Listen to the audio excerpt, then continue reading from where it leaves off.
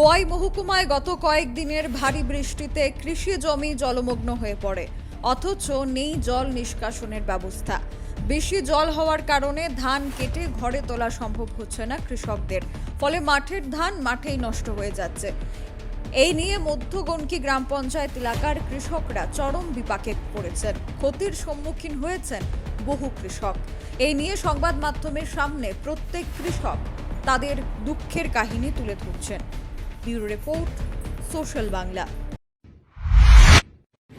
জলের লেগে আমরা ধান টান সব জলের তোলা জায়গা, আমরা ধান কাটতে পারতেছি না, ধান নষ্ট হইতেছে।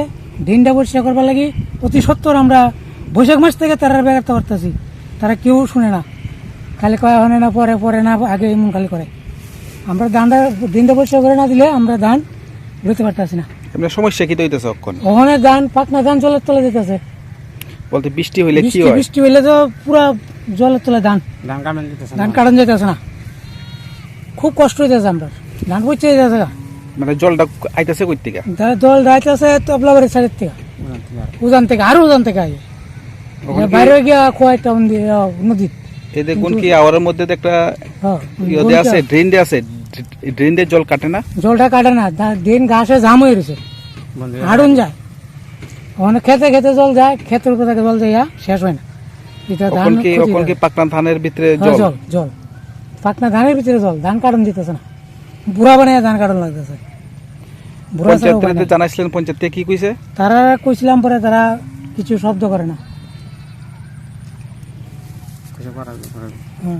করামু না করাইতাম না, তারা আমরা উল্টা কয় তোমরা পারলে করে লাও, তোমরা কয়েকজন লিয়ে করে লাও, পরে আমরা পেমেন্ট পাই সময় এই পেমেন্ট দেয় সময় দিমুনে। এটা কোন গাঁও সভা? এটা মধ্যগণকি গাঁও সভা।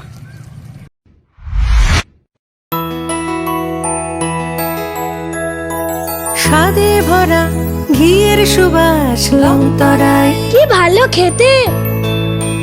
শুদ্ধ ঘিয়ের আবেশ ভরা লংতরায়, অপূর্ব সুগন্ধ, পুষ্টি ভরা ঘিয়ের খাবার, গাওয়া ঘি প্রিয় সবার লংতরায়। একেই বলে বিশুদ্ধ ঘি।